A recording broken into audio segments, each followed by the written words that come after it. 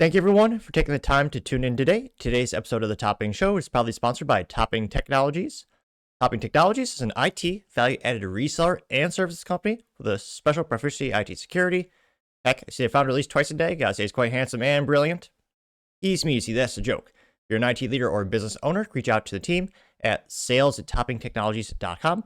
Also, still giving away a free flamethrower with every IT purchase with Picatinny rail adapters to come out to any standard AR-15 like all awesome accessories can be. Go to toppingtechnologies.com and click the flamethrower button to learn more and see me using a flamethrower. And lastly, trying to get 6,000 subscribers by the end of the month, so if you can click that button and tell your friends and your enemies, I would greatly appreciate it. Now going over to the business part of the podcast, you have Alfa Romeo bringing back the V6 engine for all 15, well, maybe 16 prospective customers. Now this is brought to us thanks to Adrian Padiano, who's a writer at Motor1.com, and debatably, I don't need to give you a visual disclaimer because, Alfa Romeos look kind of neat. Kinda. Obviously, I wish I had 3 pedals. It has the defect from the factory. 2 pedals? Ew. Now, again, credit to Adrian over at Motor1.com. And they say, quote, Alfa Romeo keeps its promise. The V6 engine is back. The Quadro Fuego returns. And, well, again, it looks kind of cool. If you're a little inebriated, perhaps oddly reminiscent of the Mazda RX-8. I don't know, the little Dorito on the grill just reminds me of the old rotary engine, and they incorporated that shape everywhere into the RX-8. I miss that marvel of engineering, though not the maintenance. I can't imagine. I never owned one, but I wanted one so badly as a kid. Now, nevertheless, again, credit to Adrian over at Motor1.com. And he says, quote, it's been over a year since Alfa Romeo bid farewell to the Quad Fuego models by launching the Supersport Edition as a last hurrah. However, the true Stellantis fashion, they reversed course and decided to bring back the V6 engine. Yes, because that's where they make a lot of money and profit.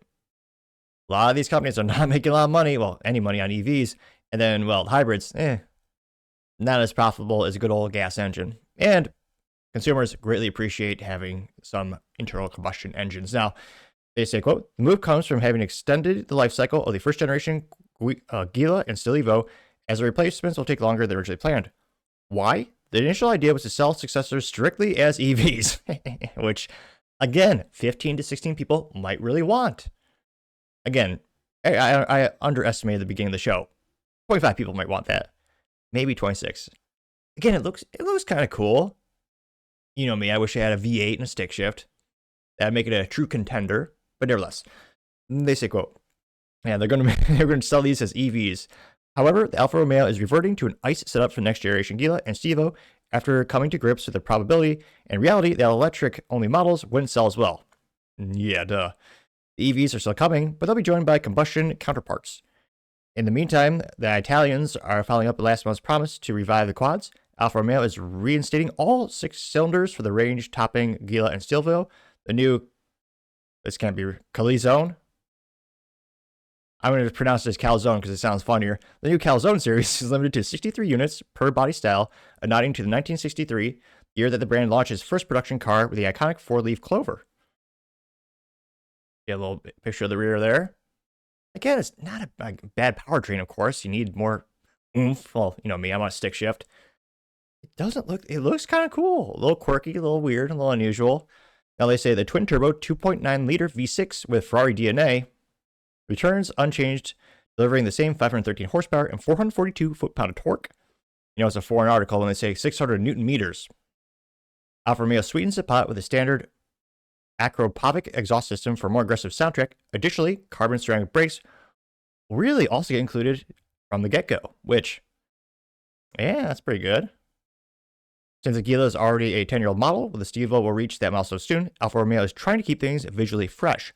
Both receive a exposed carbon fiber roof, a lightweight touch that extends the side mirror caps and even the front badge. That's not enough. The Duo comes painted with a special shade of red used in the ultra-exclusive 33 Stradale supercar. Originating from the 4C concept finish, the deep red hue appears darker than the Gila and lighter than the Stelvio. Inside, the Alfa Romeo wraps the dashboard in leather and red stitching and adds carbon fiber to the center console. The Sparco seats combine leather and Alcantara, featuring individually numbered headrests and carbon fiber shells, adding additional leather appearances on the door armrests and between the seats. Although the Calzone, again it's pronounced Calzone, probably, is billed as a global limited edition, and it's only headed to Europe, China, Japan, and the Middle East. If you prefer to wait for next generation Gila and Stevo, they won't arrive until 2028 at the earliest. Alfa Romeo has already hinted at offering another batch of gas-fueled Quadriga versions. As you can imagine, the company, like many other automakers in recent years, has abandoned its plan to go fully electric because they realized only 15 people want them. Okay, I had that last sentence, but yeah, EVs are really they're in terms of, if you're the CFO, you should be really irate, unless you like to zero out the company's books or go negative to avoid taxes. Because again, with the exception of Tesla, which you could debate, because they get federal tax credits and incentives and carbon credits they sell to their automakers. Again, credit, and Tesla still makes a profit on EVs, technically speaking. Every other automaker loses them. And Ford loses about $50,000 per EV. Now, part of that cost is because of the factories, the software development. There are a lot of variables that go into them losing $48,000 to $52,000 per EV as they have past like 5 years. But yeah, these automakers realized, I kind of suspect many of them they were being bullied by governments. That was one of the reasons they were making EVs, fleet emission standards, fuel economy averages that they need to arbitrarily hit.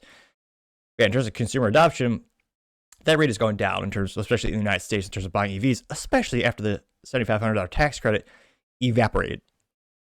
And there are some cars that, let's be honest, they just should not be an EV. Now, these are fun, quirky cars. Again, I wish they had a 6-speed manual transmission like all sports cars should have, or sporty sedans. Again, if I had the bankroll for, a luxury like a sedan, obviously I'd rather get, perhaps one of the only good Chevy products in the past 30 years, a Chevy SS. Which again, was a fun sedan. It came with a V8 and a stick shift option. You had heated and cooled seats, some fancy leather stitching, and a long Alcantara. Pretty fun, bang for your buck. Not the best visual appeal. It looks, to the average consumer, Chevy Malibu, very much a sleeper car. But again, as a scientist, this is a very good idea in terms of, this is definitely by no means a halo car. But again, get some headlines, get some interest. This is, the best Alfa Romeo out there, top trim level. Got that racing, you got the heritage behind it. And automakers, they need to have, not just halo cars, but these top tier cars to get people in the showrooms, get them reignited with a brand. One of the best examples in history has to be Audi R8. It's a V10 and a stick shift, a great combo. A revolutionary design. It looks amazing. Yeah, rear engine, highly reminiscent to the Lamborghini counterpart. Again, Volkswagen Auto Group owns both companies. But again, it got a lot of people in showrooms. That's one of the best examples of a halo car bringing people into the dealerships and buying the average vehicles. They, again, are important because, again, mass volume equals some pretty good profit. And Stellantis, with their 10 plus brands under their umbrella, they really need something to be in the headlines more than just more recalls for Jeep or their terrible inline-six Hurricane engines. They need to have something a little bit more special, I guess, people to aspire. And again, Alfa Romeo is barely around in the United States in terms of a sales volume perspective. They made headlines and waves a couple years ago when they entered the U.S. market again for the first time in decades. Again, this is a more unique car in the Stellantis portfolio. Lord knows they have, again, 10 plus brands these days. And they need something to get headlines. Again, this is pretty cool. And again, this is actually, I don't know about the value. Definitely don't treat this as an investment vehicle. But again, it is more limited than the average, Toyota, which again, they have a trim level name limited, which is hilarious because I joke and tell people 99.99% of the time, anytime you see any product in the world that's called limited, the only limitation is how many units they can sell. So again, this is more unique. It is actually limited in the actual definition. And again, they'll have, some unique individual label headrests and stuff. A little quirky, but again, even Honda does this for the Civic Type R, Porsche. Again, that introduces a little actual limitations. Again, I don't think this will be going up in value to the stratosphere, but a pretty cool little Alfa Romeo coming out. And we'll actually come to, again, there will be always one wacko or cool guy who does the show or display exemption so they can bring this to the United States.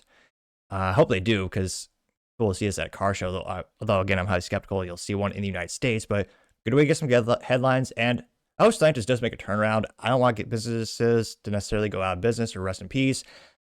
And Alfa Romeo, again, that's not the biggest brand of the portfolio, but it's got some cool heritage. I hope it makes it, but I don't know, I'm a little pessimistic. Let me know your thoughts, because as always, be fascinated to hear what you have to say.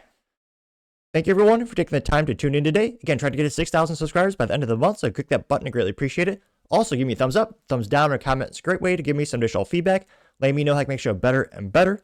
Lastly, don't forget to take time to tell your family, tell your friends, tell your coworkers, Heck, tell your enemies, tell everyone, just stay safe and fight the good fight.